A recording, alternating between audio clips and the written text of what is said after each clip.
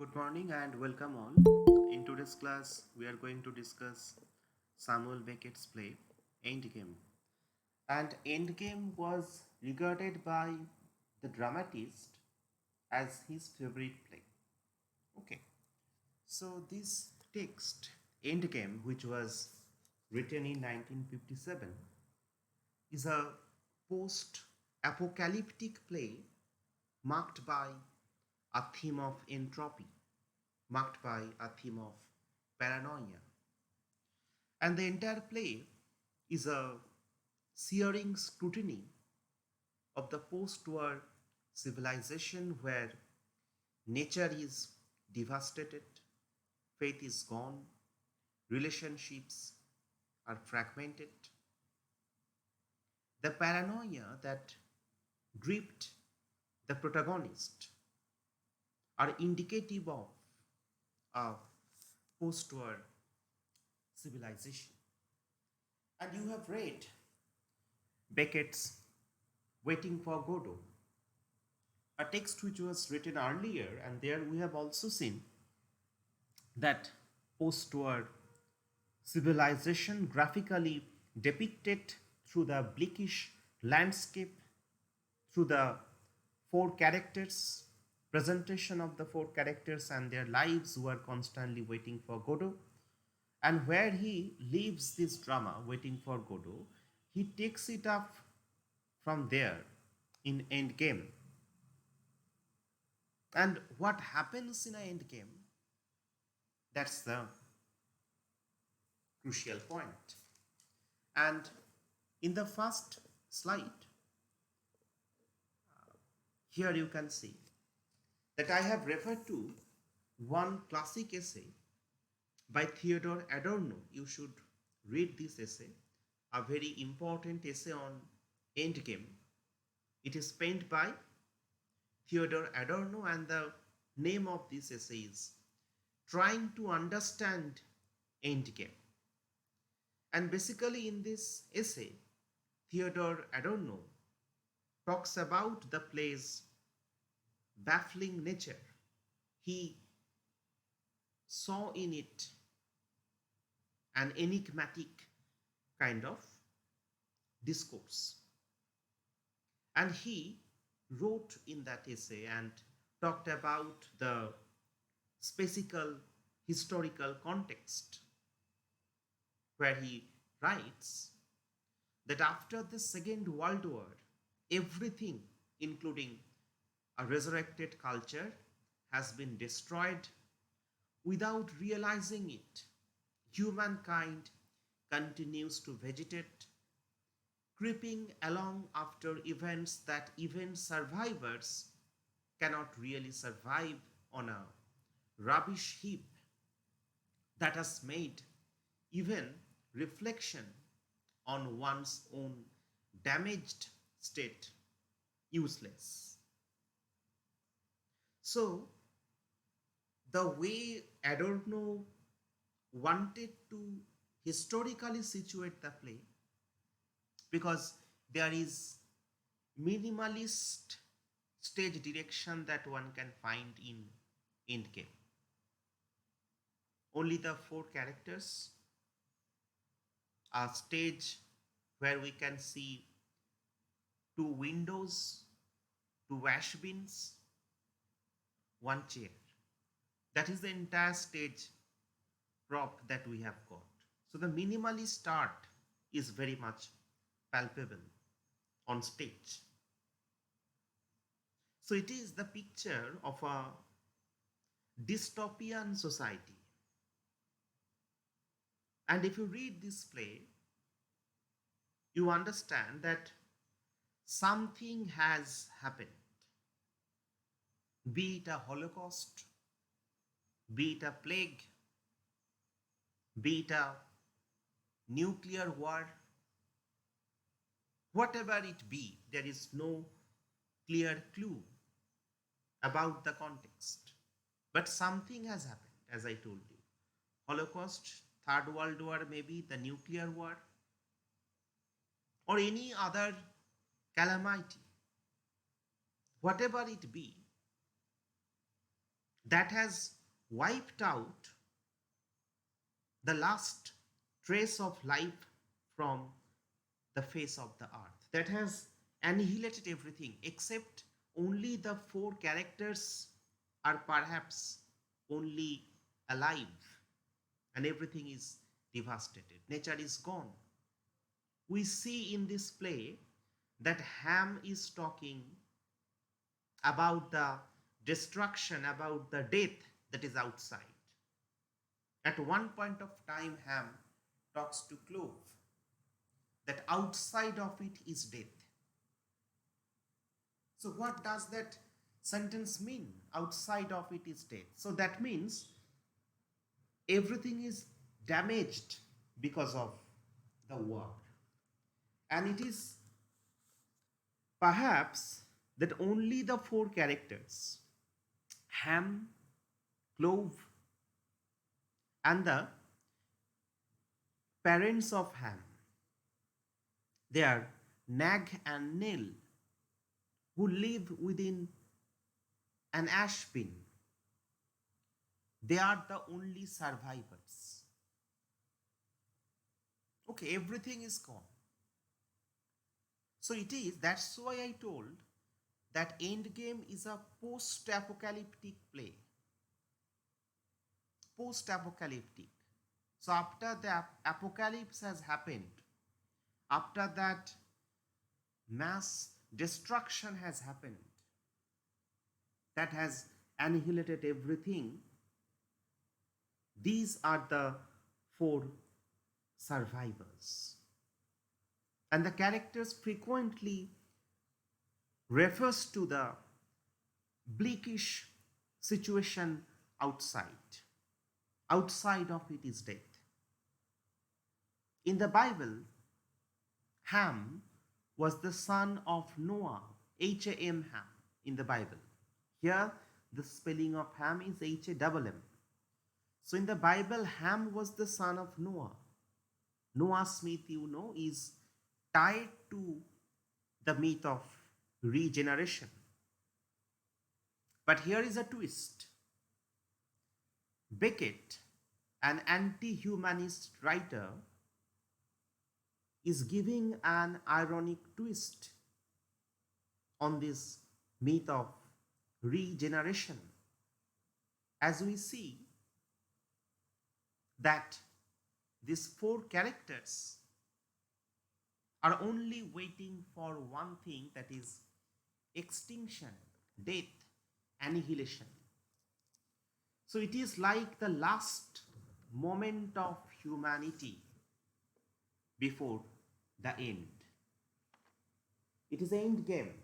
So Beckett, being an anti-humanist writer, is not endorsing those values like rationality, use of reason, that might leave us out of this impasse. No, it will lead you nowhere. You are trapped in this endless repetitive games. In James Joyce's novel Finnegan's Wake, the last sentence of the novel connects it with the first sentence of the first chapter. Actually, the last sentence of the last chapter doesn't end.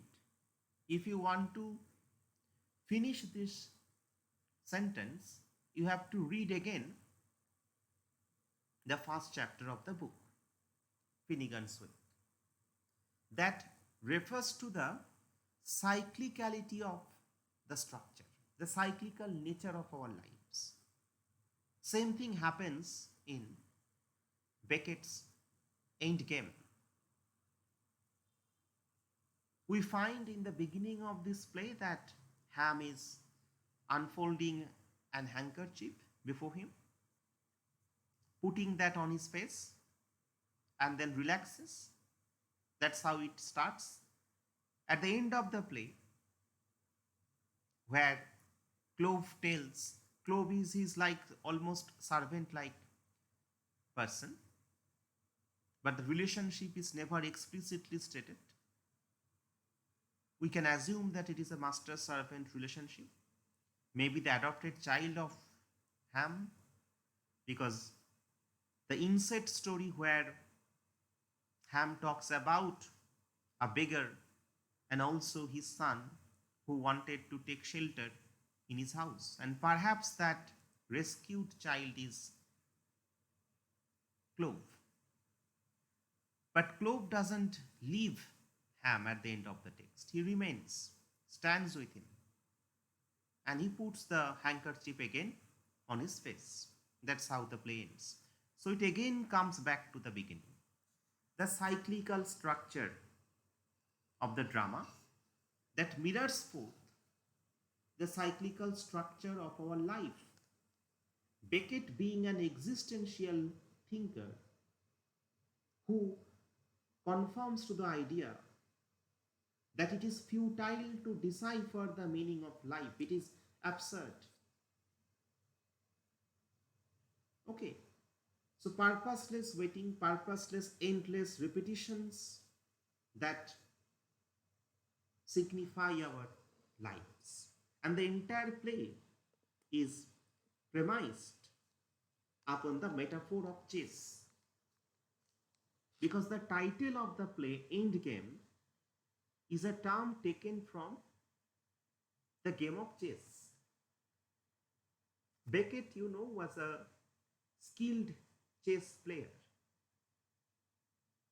And in chess, Endgame refers to the final moves of a chess game where only few pieces are left on the board. As you can see here on the picture, some last few pieces are left. Two kings are there, some pawns are there.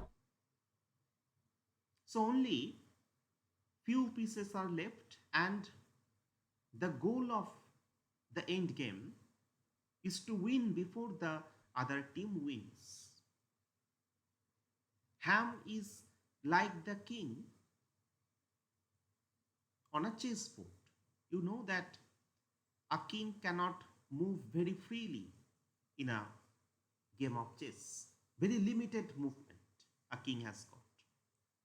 On the other hand, a queen has got the maximum advantage of moving here and there, can move anywhere. So that queen-like status is imposed on Clove. Ham is like the king, but in a game of chess, the king is very much dependent on the queen. Without the guidance, help of the queen, the king cannot do much. The king cannot protect himself. So the protector is like Clove in this text. This blind man, Ham, is dependent on Clove for survival. And at the end of the play, where Clove tells that he will leave the house of Ham, we almost see that the end is near. So after that, the king will be checkmated. There is no way out to come of that inevitable end. That is death. Okay. So here, right from the beginning of this drama, we get a sense that both of them know the end. Both of them know that they cannot win. So what they are doing, they are only postponing the inevitable. They are only deferring the inevitable, trying to postpone the defeat. The defeat cannot be averted. Defeat is certain. Defeat is only postponed. The checkmate is about to happen. The end, the extinction, is about to take shape. That's why it is said that Endgame is the picture of the last moment of humanity before annihilation, extinction. So, using the metaphor of chess, Beckett is trying to imply that the unhappy outcomes are known from the very beginning. The only thing certain in life is repetitive activities full of irritation, and it is marked by a sense of nostalgia, marked by anxiety, marked by entropy, marked by unhappiness. So, the title of Endgame is an extended metaphor that indicates that the four characters are entrapped in a world where nothing thrives except unhappiness, nothing thrives except anxiety, nothing happens except nostalgia for the past. So they are trying to postpone the defeat. It is a kind of stalemate. So that's why the entire play, through its minimalist art, highlights the inevitability of the outcome, the defeat. The characters are trapped, caught in a kind of existential stalemate. Ham unable to stand, Clove unable to sit, symbolize this impasse, deadlock type situation. Their actions are repetitive. They seem to lead nowhere. So, mirroring a game of chess where no meaningful progress can be made, only a checkmate or a stalemate. Again, they have to start the game. And just as a chess player moves pieces around the board, Ham orders Clove to move about the room, rearrange the furniture. He sometimes says, the blind Ham, that am I in the center? Put me in the center. So his dependence on Clove again reminds one of the dependence of the king in a game of chess. And the setting of Endgame is a secluded bunker-like room with two small windows, reminiscent of the confined space of a chessboard where pieces move in restricted ways. If you know this game of chess, you can very easily understand the metaphor, and you know that these pieces, they cannot move freely. Everyone has got a particular movement, like pawns, like king, okay, like horse. So their movement is limited. And ultimately, the chess metaphor extends to the theme of endings. It also connects with the theme of ending, theme of mortality. So in chess game, the end game concludes when the king is checkmated and the game is over. Similarly, the characters in Beckett's play seem to be waiting for an end, symbolizing broader existential concerns. So, enhancing the theme of bleakness and also the precision of the narrative. You will gradually understand this extended metaphor of chess when I shall read the text in detail and I can show you the instances, the limited movement of the king, the dependence on the queen, etc., and almost how they know that the end has come. They are about to be checkmated any point of time. Beckett, being an anti-humanist writer, doesn't cherish those rosy ideals about rationality, about human progress, the belief premised on the Enlightenment ethos that we are progressing, that is given a kind of twist. After the end of the Second World War and with the threat of the nuclear war, Beckett perhaps raises the question that are we really progressing, or is it a stalemate where we know the end? That connects this play's message to the historical context of the Cold War. The Cold War is perhaps the historical context against which the play is situated. So the play lends itself to political interpretations, and one can discern the allegory of the Cold War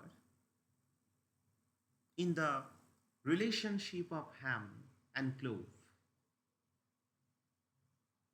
The Cold War that started after the end of the Second World War, so from 1945, and that extended up to 1990s.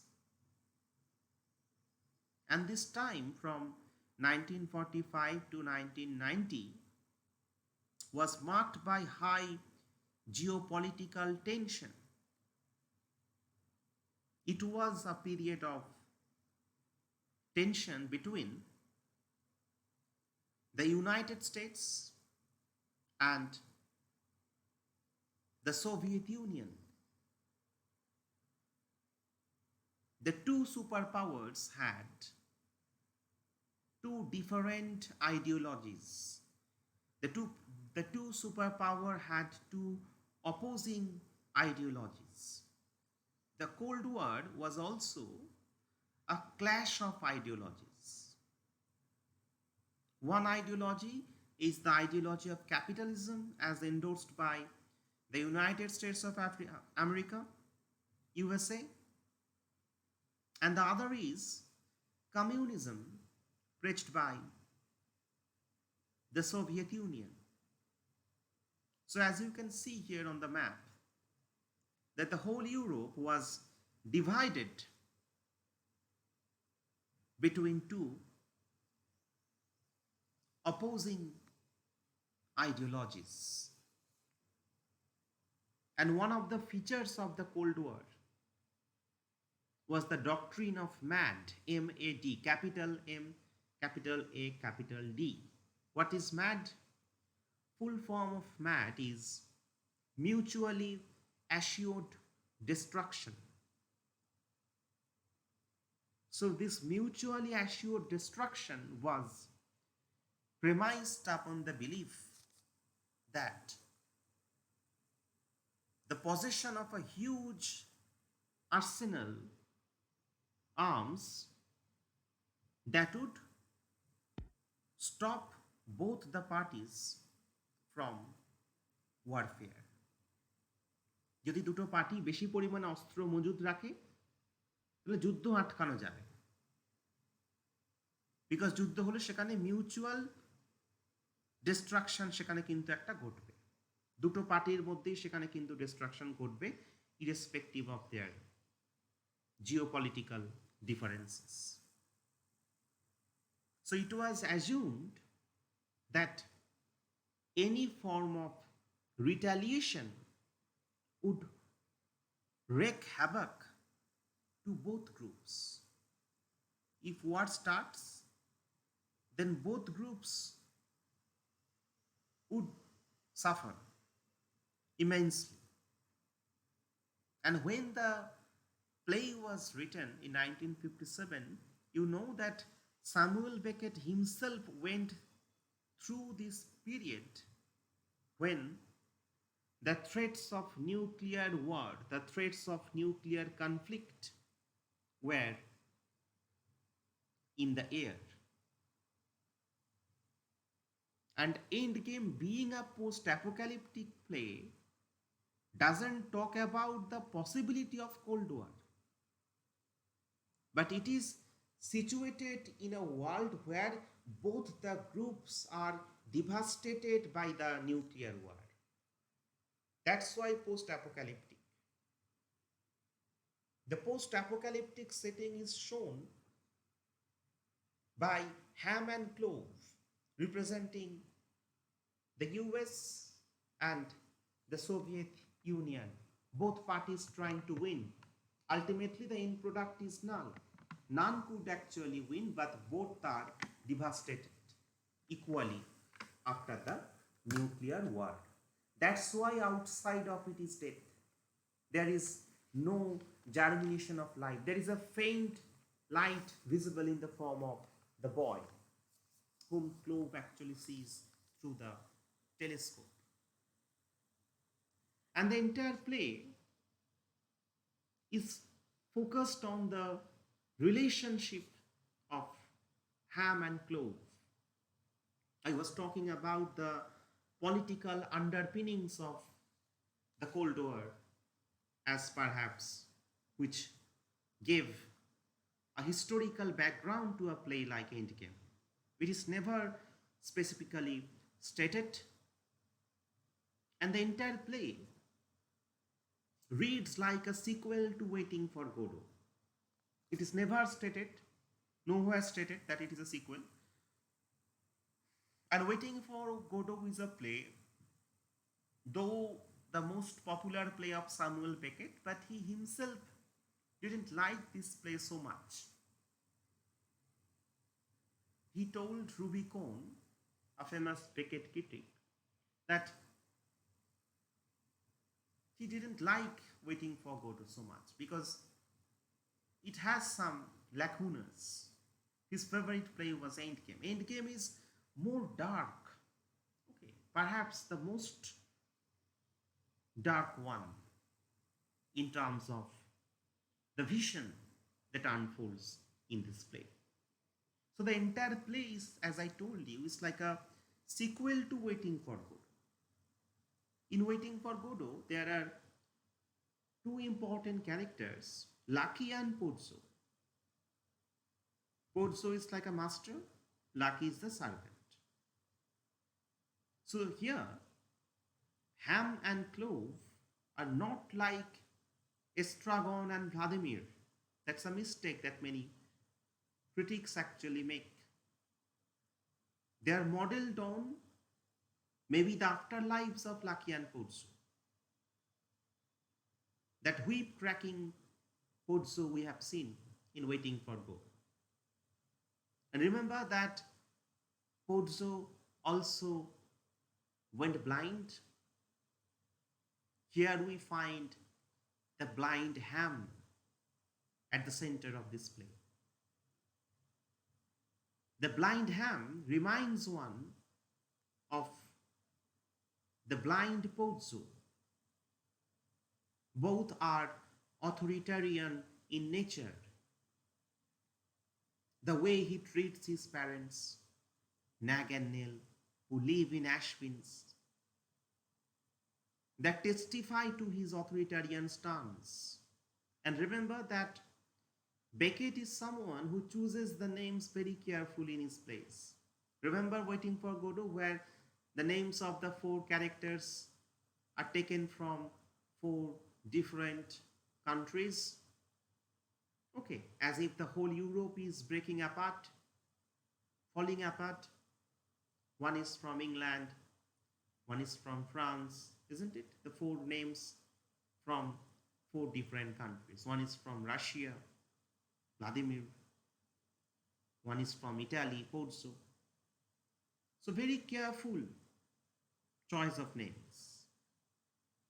In Endgame, the same thing is applicable. Clove in French means clou, C-L-O-U. Clou means nail. And Ham, his name is reminiscent of hammer. So Ham beats clove as a hammer beats a nail, driving it forcefully into the surface. So that's why I told you that the master slave relationship is explored. You can see it in terms of the political underpinnings of the play, about which I had discussed, the exploration of this relationship, the multifaceted relationship. Gradually you will understand in course of reading this play. And this is a play where we see the employment of minimalist art in terms of the dramatic technique. We see a complete repudiation of the conventional stagecraft techniques. Philosophers have interpreted the world in different ways. And when Marx came, he said that he wanted to change it.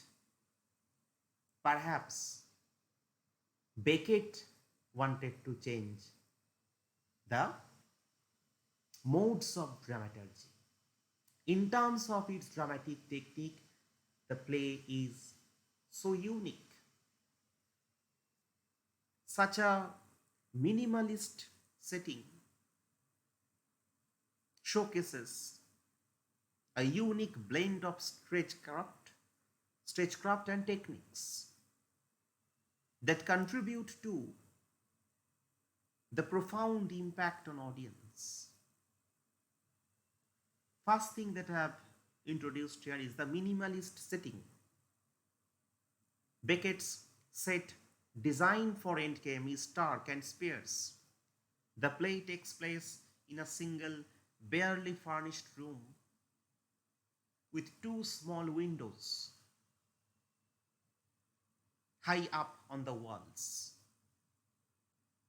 The setting reflects the themes of confinement, post-apocalyptic emptiness, central to the narrative. The minimalism extends to the props used, which are few but significant, such as Ham's wheelchair, the ash bins where Clove's parents Nag and Nell reside. This minimalist forces the audience to focus intensely on the characters and their interactions without distractions. Ham is in the center of the stage. The entire stage looks like skull, the image of death. Okay, where you can see that Ham is like the mouth. Okay, the two windows are like the two ears of a skull. The two ash bins are like the two nostrils. So the entire stage is given the image of a skull, the threat of death hovering everywhere. So this is a very unique appropriation of the dramatic techniques. Second is the character movement and placement. So Beckett's directions for how characters are positioned and move are precise, much like the moves in a game of chess. Ham is blind, cannot stand, remains in wheelchair. Clove, his servant, can walk but suffers from a painful condition that makes movement difficult. Nag and Nail are confined to ash bins. There is lot of debate, I would say, about the concept of parentage. সেটা the treatment of Nag and Nail bring before us. There is the employment of dialogue and pauses, a part and parcel of Beckettian style, often cryptic, punctuated by significant pause. And Beckett's use of pauses is strategic. They add to the tension and discomfort of the play, emphasizing the breakdown of communication among the characters and the existential despair that they feel. So, this pair's dialogue reflects the futility and meaninglessness that pervade the character's life. The repetition, as I told you, that the way the play begins with a handkerchief over his face of Ham, the play ends with a similar gesture. Clove stands beside Ham, spreads the handkerchief on his face, almost a kind of mockery of the curtain that is about to roll down. So these endless repetitive gestures are symbolic of our life. This is what we do. Okay. Beckett is not that type of existential thinker who would endorse a very positive vision like some existential thinkers that do hard work, do this and that. He wants us to confront the tragic inevitability of the world. World is tragic, accept it, move on. Don't expect that we are progressing. Don't expect that through the employment of reason we would usher in a better future. And the usage of some symbols like the toy dog, like the repeated craving for the painkiller. You can see that many times Ham is asking for a painkiller from Clove. The painkiller becomes a visual symbol of the desire of the protagonist to find a cure for the pain, for the escalating pain. And Clove answers every time that there is no painkiller in the house. So symbolically that depicts that way out from suffering is not possible. There is no cure for suffering. You have to suffer in this tragic, doomed, macabre world. There is some visual symbols like the toy dog, which perhaps symbolizes that Ham can only show affection to objects which are inanimate. So there is also the skillful, ingenuous use of lighting. The use of light. Light represents the glimmer of hope. The faint light indicative of the bleak and oppressive atmosphere. So costumes are similarly drab, functional, okay, and reinforcing the character's dreary existence and the post-apocalyptic setting. So through these techniques, Samuel Beckett not only crafts a play that is challenging, disturbing, thought-provoking, but also creates a visceral theatrical experience that confronts audience with the bleakness of human existence in a post apocalyptic world. So, Endgame, with its distinctive stagecraft, remains a powerful example of how space, movement, dialogue, symbolism can be harnessed to explore deep philosophical questions. And here in the next slide, where I would talk about the Shakespearean vision of Samuel Beckett, there are echoes of many Shakespearean plays in this play, but Beckett, being a post modern dramatist, uses them with a touch of mockery. While teaching Vonnegut Slaughterhouse 5, I talked about this aspect of postmodernism. There is a touch of playfulness, irony, bantering tone. Though the atmosphere is tragic, the response is not tragic. Nothing is funnier than unhappiness, isn't it? That's what the play's motto perhaps goes. Nothing is funnier than unhappiness. Unhappiness is mocked at. And there are some echoes of Shakespeare, his different texts, ranging from Richard III, ranging from King Lear to Tempest to Hamlet, reflecting Beckett's deep engagement with the bird.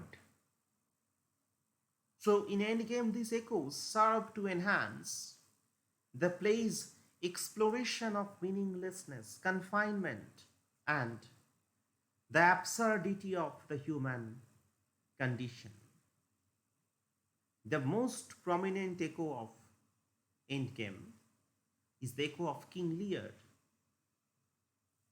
Lear is a play also about blindness. One of the most prominent Shakespearean influences is the story of King Lear. Because both the plays deal with the theme of old age.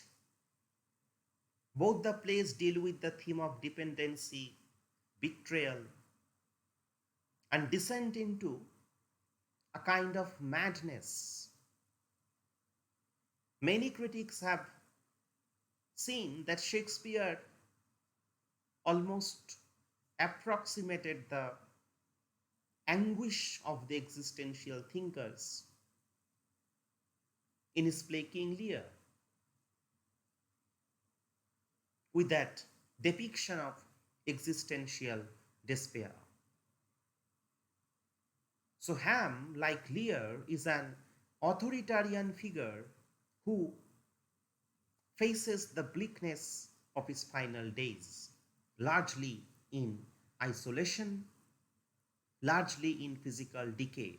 So both the characters are blind. Okay, and depend on others for survival. Though Lear is blind metaphorically, Gloucester in that text was a blind man, and Lear was metaphorically a blind man. But the theme of old age, the study of old age, gerontology, that is very much there in Endgame. If you see the way Ham actually treats his parents, Nag and Nil, then you can find that he considers his parents as a sort of burden. Their waste, their existence within the ash bin reflects this, that they are like the ashes, almost that need to be thrown away.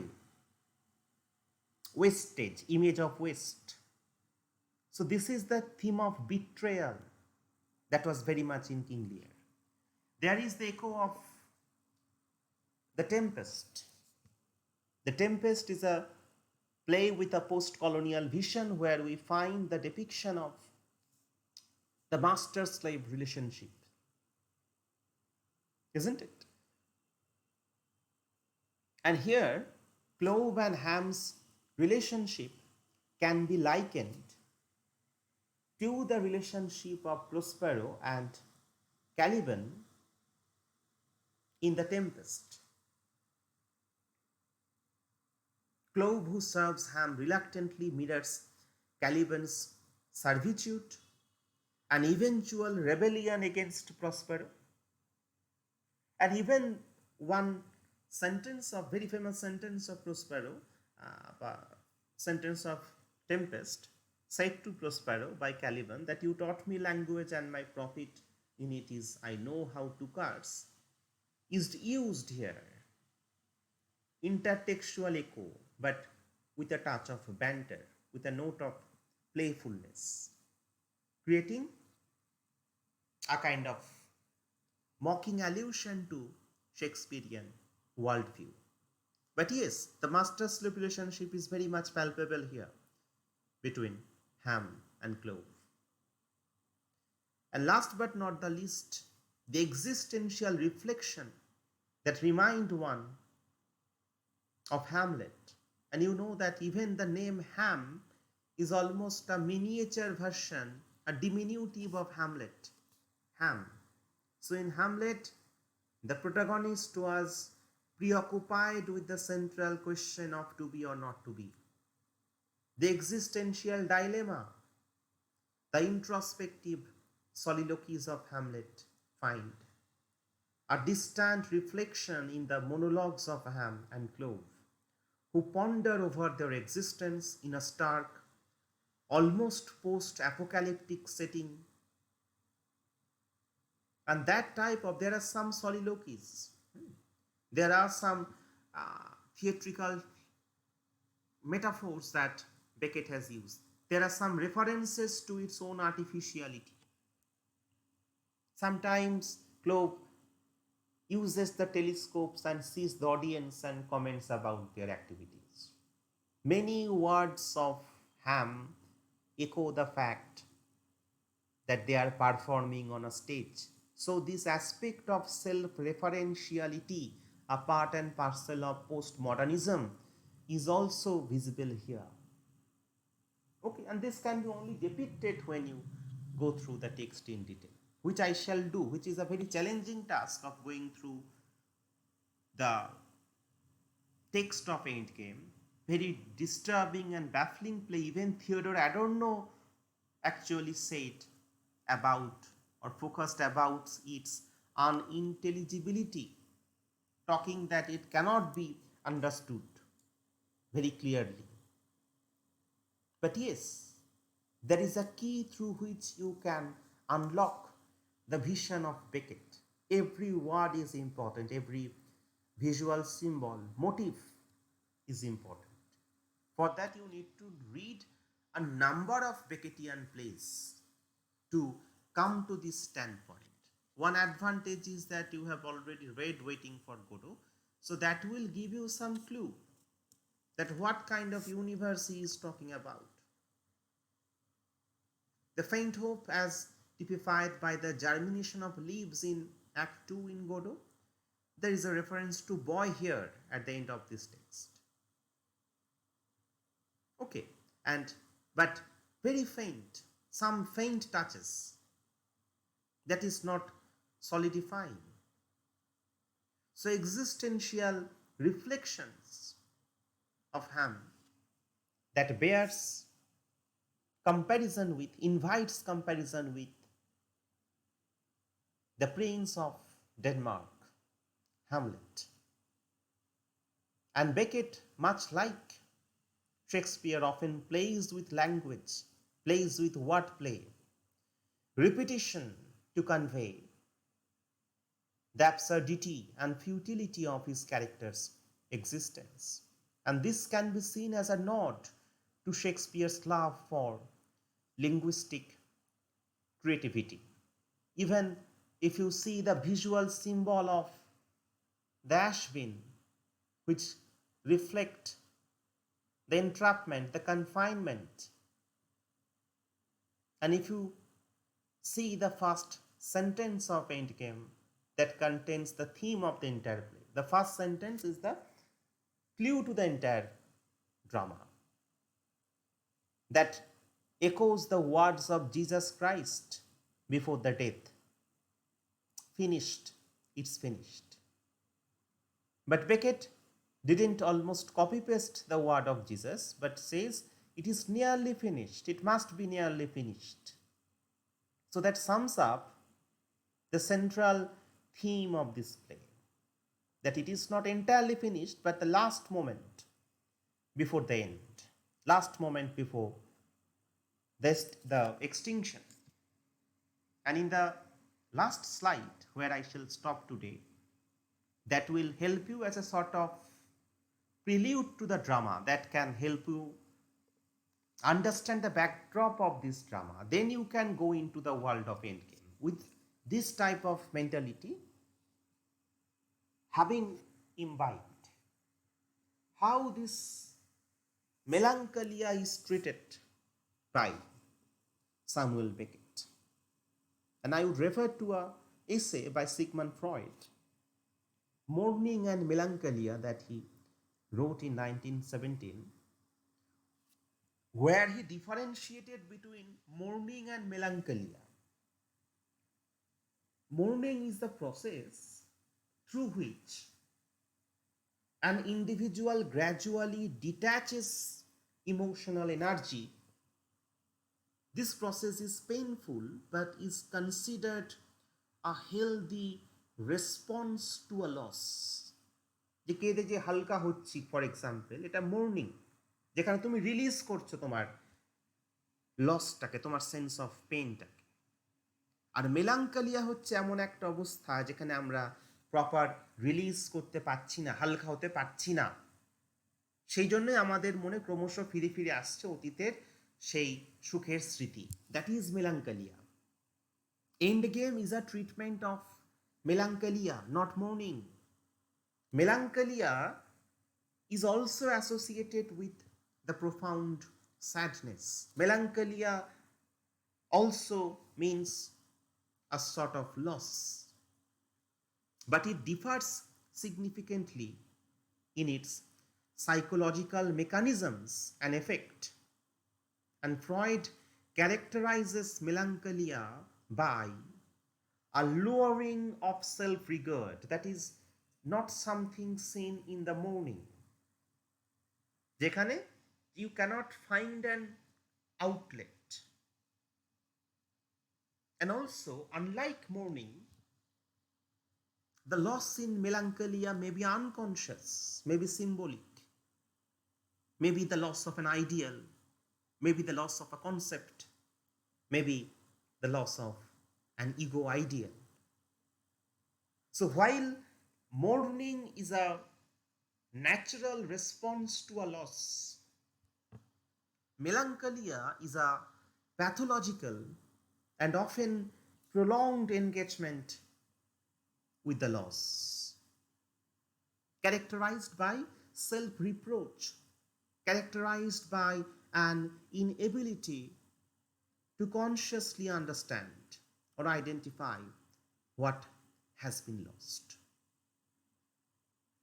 So, in Ham's narrative, we have a demonstration of a kind of self-inflicted melancholia. It is precisely the nature of this masochistic act of storytelling that is at the ethical heart of this play. And there are references to lots of stories, the stories of a tailor who kept on deferring his kind of work, who is not finishing his duty. And there is a kind of ironic line that the world was created in 7 days, and you are not able to finish it off. Even after 3 weeks, your work of finishing a trouser. So there is a kind of bantering tone, the tone of playfulness, so typical of postmodernism. But if you scratch the surface, behind that facade of jocular kind of vision, one can discern a very gloomy, bleakish atmosphere looms large. The threat of death is everywhere. Okay, that's the Endgame. And by the next class, I would ask you or recommend to read the text in detail. At least go through the text. It will not take much time, one act play. So at a single sitting, this text can be finished up. It will maximum take 2 hours. If you pay more attention to each and every line, whether understood or not, that doesn't matter. I will clarify those inner kind of complications. But at least go through what happens to see that nothing happens in this text. Okay, there is a stalemate, but obviously there are some touches which you like, the kind of the vision that can only be understood if you go through the text. And I have given you some signposts, some guidelines which will help you kind of trade through that macabre world of Endgame. So here I shall stop for today. If you have any question, you can ask.